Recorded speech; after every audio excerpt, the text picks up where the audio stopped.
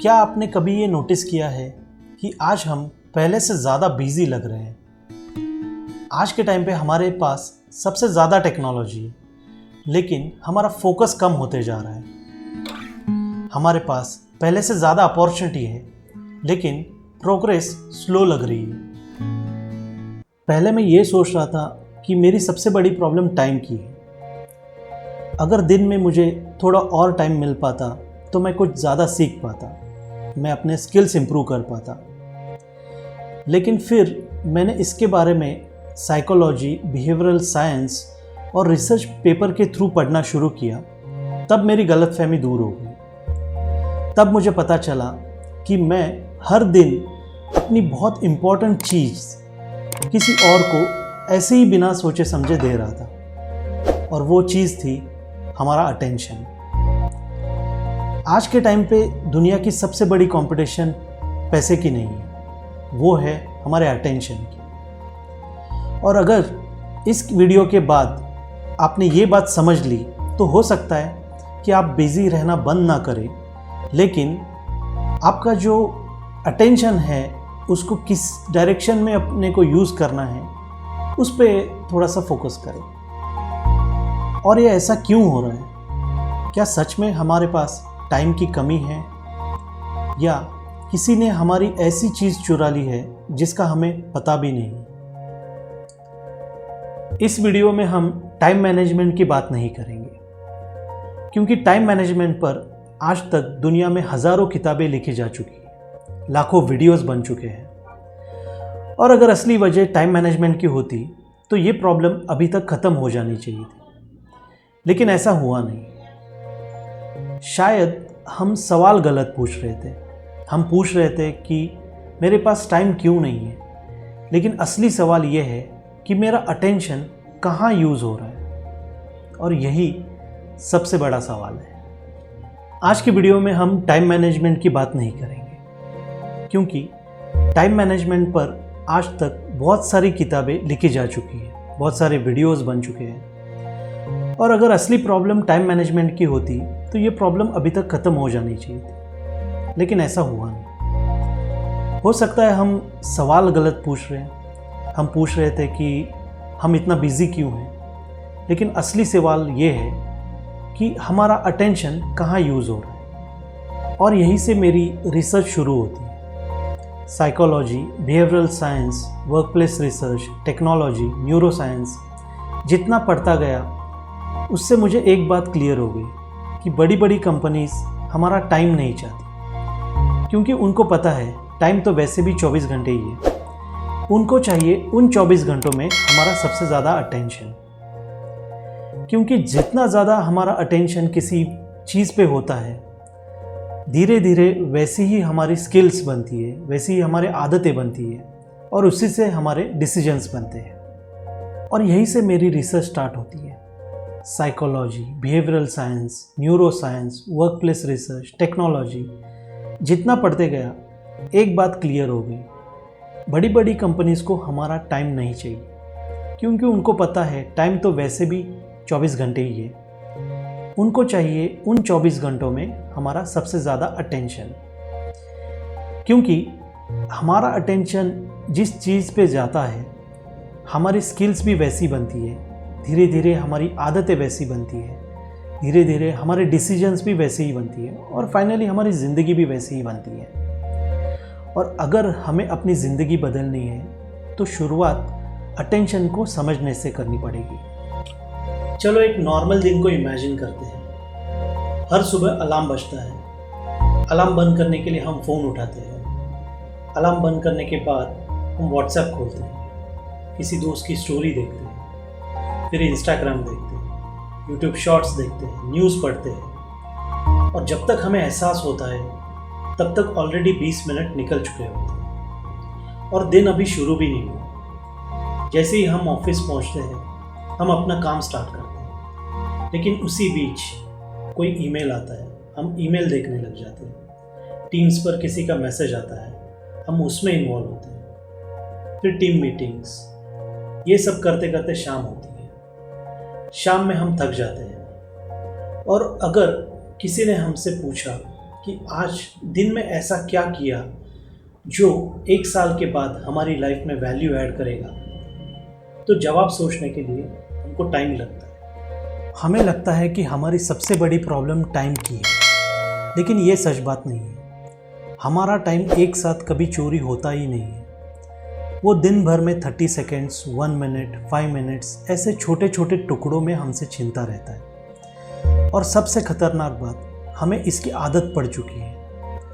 हमने इस बिखरे हुए अटेंशन को नॉर्मल मान लिया है। इतना नॉर्मल कि अगर 15 मिनट भी हमारा फ़ोन हमारे पास नहीं रहे तो हमको बेचैनी सी होने लगती है। और यही खतरनाक बात है। जब भी फोकस की बात होती है, ज़्यादातर लोग ये सोचते हैं कि शायद उनका अटेंशन स्पैन कमज़ोर हो चुका है। उन्हें लगता है कि वो लंबे समय तक किसी एक चीज़ पर फोकस नहीं कर पाते।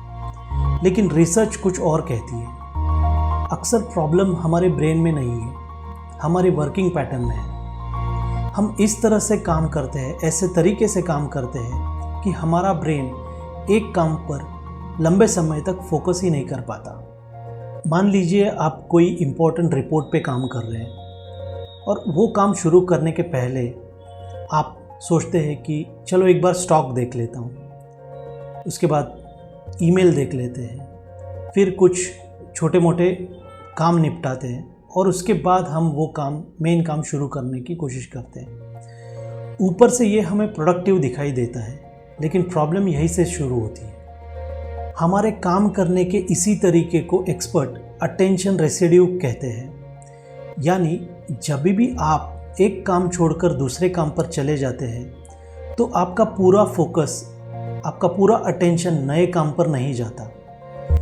आपके ब्रेन का कुछ हिस्सा अभी भी पुराने काम के बारे में सोचता रहता है और बचा हुआ फोकस नए काम की क्वालिटी को ख़राब कर देता है। इसका मतलब आप काम तो नया कर रहे हो, लेकिन आपका ब्रेन अभी भी पुराने काम में अटका हुआ है। और यही वजह है कि कई बार घंटों स्क्रीन के सामने बैठने के बावजूद भी हमारा ब्रेन पूरी तरह से वहाँ नहीं होता। और ये कोई प्रोडक्टिव गुरु की ओपिनियन नहीं है, इस पर साइंटिफिक रिसर्च की गई है। 2009 में यूनिवर्सिटी ऑफ वॉशिंगटन की रिसर्चर सोफी लियोरी ने अपने रिसर्च में ये बताया था कि जब लोग एक अधूरा काम छोड़कर दूसरे काम पर शिफ्ट होते हैं तो उनका अटेंशन पूरी तरह से दूसरे काम पे शिफ्ट नहीं होता और इसका सीधा असर उनकी परफॉर्मेंस पर पड़ता है। सोफी लियोरी कहती है, जब तक आपका ब्रेन पहले टास्क को छोड़ नहीं देता तब तक दूसरा टास्क अपनी पूरी क्वालिटी के साथ नहीं हो सकता। और यही कारण है, अगर हम बार बार टास्क स्विच करते रहते हैं तो किसी भी काम को हमारा 100% देना ऑलमोस्ट इम्पॉसिबल होता है।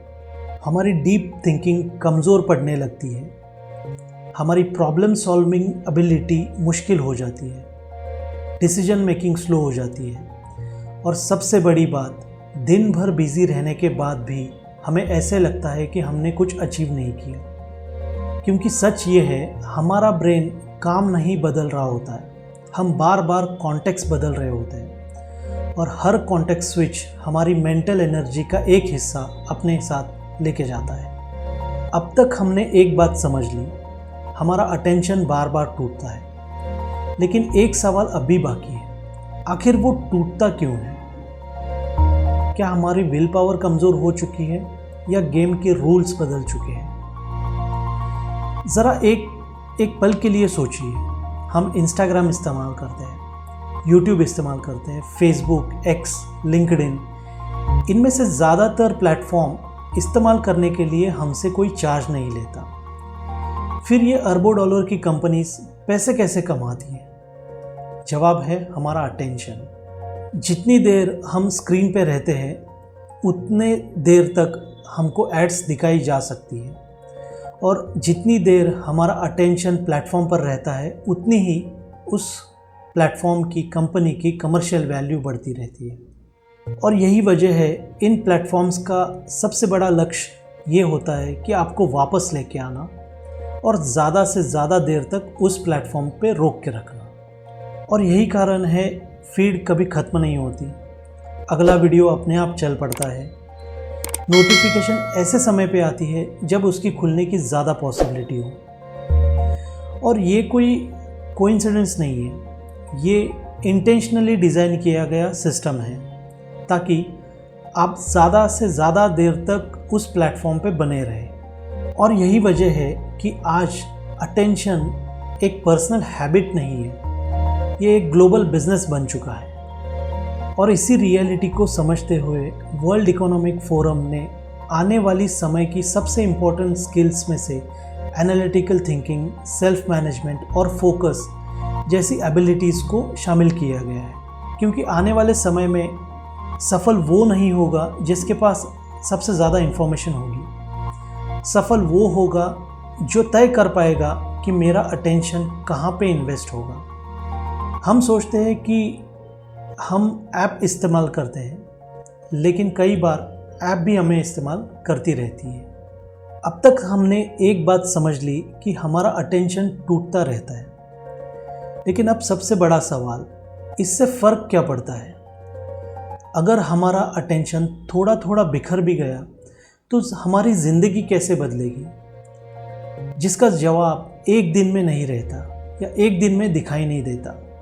मान लीजिए हम हर दिन 20 मिनट बिना सोचे सोशल मीडिया पर बिताते हैं। 20 मिनट देखने में बहुत ज़्यादा नहीं लगते, लेकिन अगर वही 20 मिनट पूरे साल के कैलकुलेट किए जाए तो ऑलमोस्ट 120 घंटे बनते हैं।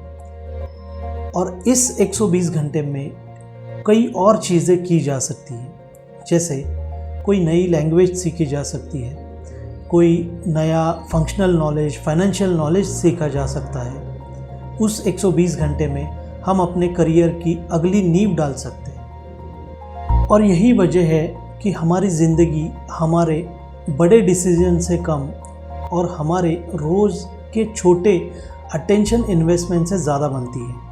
ऑथर जेम्स क्लियर अपनी किताब एटॉमिक हैबिट्स में लिखते हैं कि छोटे छोटे एक्शंस समय के साथ कंपाउंड होकर बड़े रिजल्ट्स बनाते हैं। अटेंशन भी बिल्कुल ऐसे ही काम करता है। जिस चीज़ पर हम बार बार फोकस करते हैं, ध्यान देते हैं, हमारा ब्रेन उसी दिशा में कनेक्शन मजबूत करता है और धीरे धीरे वही हमारी आदत बनती है, वही हमारी स्किल बनती है और फिर वही हमारी पहचान बनती है।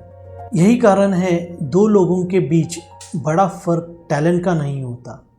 फ़र्क ये होता है कि पिछले 5 सालों में अपना अटेंशन कहाँ इन्वेस्ट किया है। क्योंकि पैसा खोकर वापस कमाया जा सकता है, समय खोकर वापस नहीं लाया जा सकता, लेकिन अटेंशन यही एक ऐसी चीज़ है जिसके बारे में फ़ैसला हम हर अगले मिनट में फिर से कर सकते हैं। अब सवाल ये है कि अगर अटेंशन रेसिड्यू इतनी बड़ी प्रॉब्लम है तो क्या इसे ख़त्म किया जा सकता है? सच कहूँ तो नहीं। सिर्फ एक टास्क पूरा करके और दूसरा टास्क शुरू करके हम अटेंशन रेसिड्यू को पूरी तरह से ख़त्म नहीं कर सकते। हाँ, लेकिन इसे कम किया जा सकता है। चलिए देखते हैं कुछ ऐसी साइंस बैक्ड स्ट्रैटेजीज़ जो आपके ब्रेन को जल्दी रिफोकस करने में और लंबे समय तक डीप फोकस बनाए रखने में मदद कर सकती है। Strategy number 1, schedule time for deep work. Attention residue को कम करने का सबसे असरदार तरीका ये है कि आप अपने ब्रेन को बार बार टास्क स्विच करने से बचाओ। और इसके लिए एक टेक्निक सबसे रिकमेंड की जाती है और वो है डीप वर्क। इसका मतलब है हर दिन एक ऐसा समय तय करना जहां लगभग 90 मिनट्स तक आप सिर्फ एक इम्पॉर्टेंट टास्क पर काम करते रहें। कोई ईमेल नहीं, कोई व्हाट्सएप नहीं, कोई नोटिफिकेशन नहीं और कोई मीटिंग्स भी नहीं।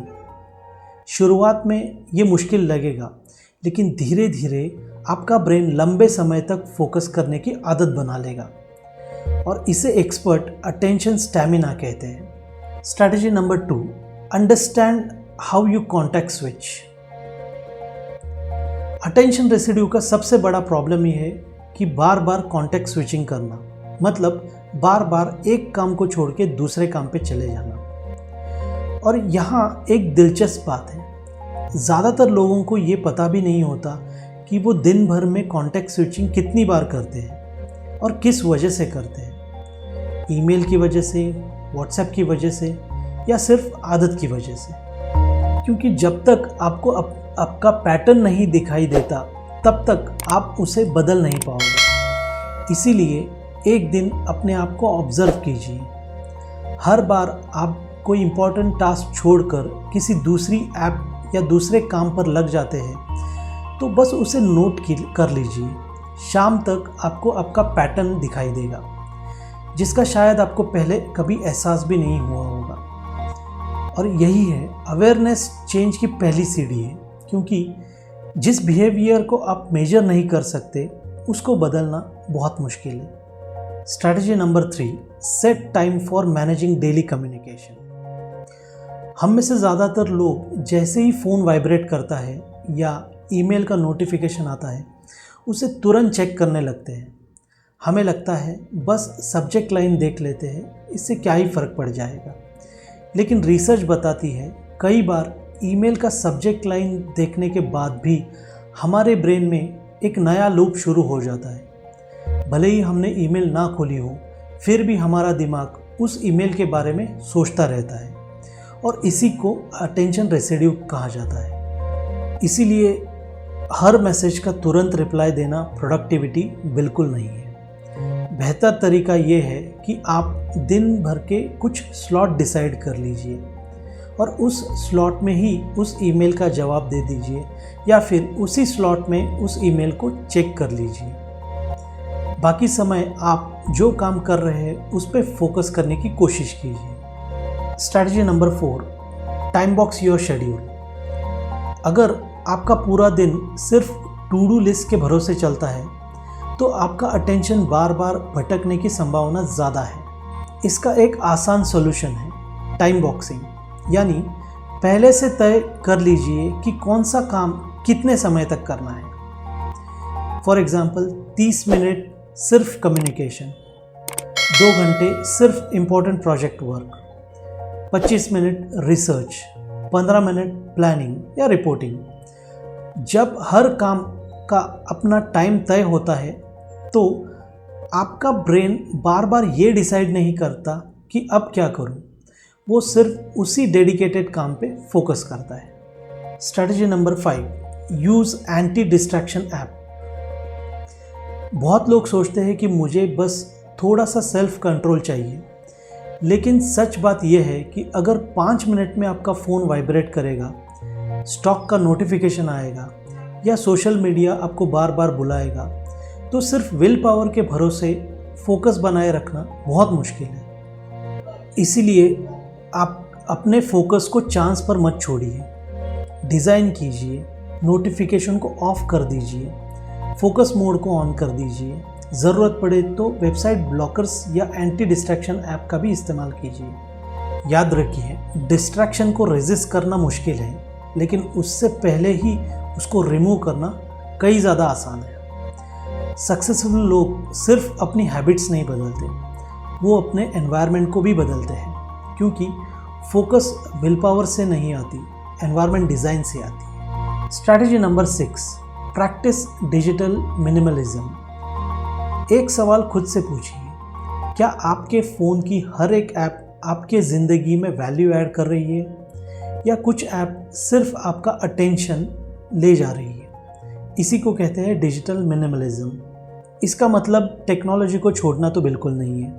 इसका मतलब है टेक्नोलॉजी का इस्तेमाल जानबूझकर करना। अपने फ़ोन से उन ऐप को हटाइए जो ऐप आप सिर्फ आदत की वजह से ओपन करते हैं और जिसकी वैसे भी ज़रूरत भी नहीं है। नोटिफिकेशन सिर्फ उन्हीं ऐप की रखिए जो इम्पोर्टेंट है, और हर बार जब आप कोई ऐप खोलते हैं तब आप पूछिए, अपने आप से पूछिए कि यहाँ मैं सिर्फ पर्पस से आया हूँ या किसी हैबिट की वजह से। याद रखिए, टेक्नोलॉजी दुश्मन नहीं है, लेकिन अगर हम बिना सोचे बार बार उसका इस्तेमाल करते रहेंगे तो वो धीरे धीरे हमारा टाइम से ज़्यादा हमारा अटेंशन कंज्यूम कर लेगी। और फाइनली, ज़िंदगी वही बनती है जहाँ आपका अटेंशन बार बार चला जाता है। इसीलिए अपने फ़ोन को स्मार्ट बनाने से पहले अपनी अटेंशन को स्मार्ट बनाइए।